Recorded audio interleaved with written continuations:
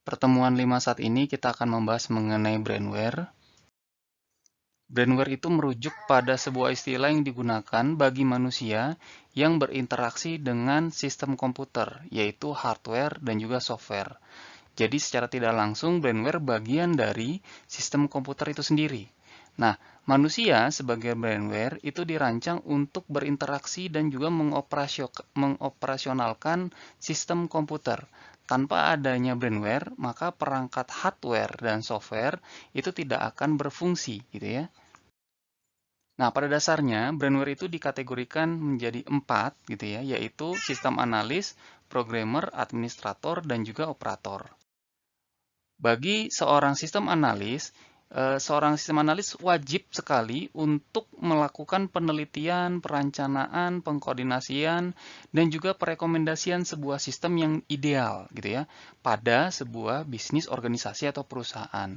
Secara tidak langsung, sistem analis itu akan memikirkan cara-cara yang praktis, desain-desain hasil blueprint yang benar-benar fit bagi sebuah perusahaan dalam melakukan aktivitasnya. Apa yang sudah didesain, apa yang sudah dibangun blueprintnya oleh seorang sistem analis, itu kemudian ditindaklanjuti oleh seorang programmer.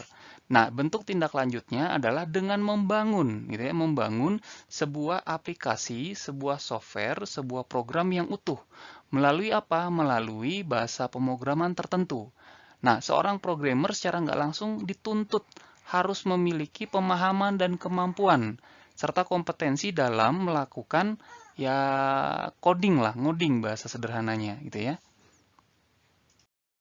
Nah, sebuah aplikasi yang sudah dibangun oleh seorang programmer, kemudian nanti kan akan dipakai oleh operator. Nah, saat pemanfaatan operasional oleh operator, maka butuh sekali adanya monitoring, adanya evaluasi, gitu ya. Nah, monitoring ini, evaluasi ini dilakukan oleh seseorang yang bertugas dalam melakukan pengawasan, monitoring, mengevaluasi, mengelola dari keseluruhan hardware serta juga software sebenarnya gitu ya. Tapi secara nggak langsung poinnya di sini adalah pada layer software. Nah, seseorang yang bertugas itu memiliki kompetensi masing-masing. Jadi nggak serabutan atau nggak seluruh sistem komputer itu dikuasai. Nah, contohnya ini ada database administrator.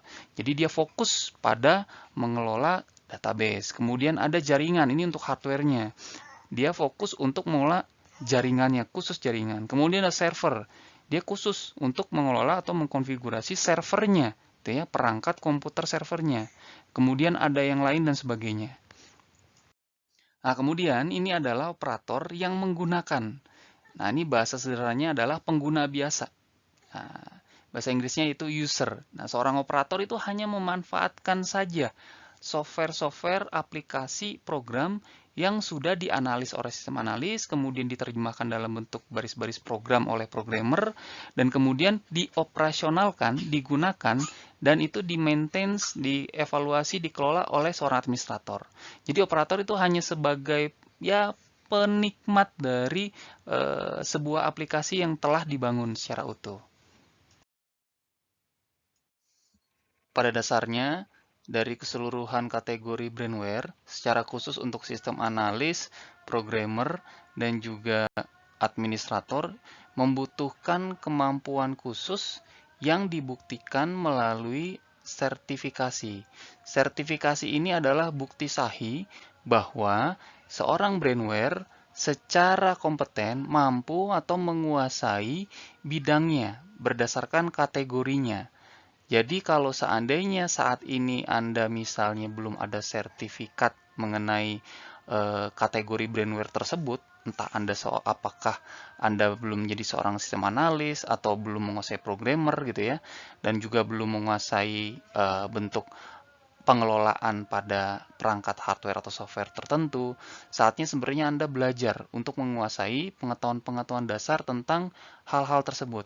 Sehingga nantinya di ujung, di akhir, terutama nanti di semester-semester akhir, Anda dapat mengikuti gitu ya, kompetensi melalui sertifikasi dari keahlian atau kemampuan atau pengetahuan yang Anda dapatkan. Nah, sertifikasi itu penting sekali. Kenapa? Karena trennya untuk ke depan bahwa industri akan membutuhkan orang-orang yang sudah orang-orang yang sudah secara sah gitu ya, secara terukur menguasai hal-hal tertentu. Entah dia menjadi seorang sistem analis ataupun programmer ataupun administrator.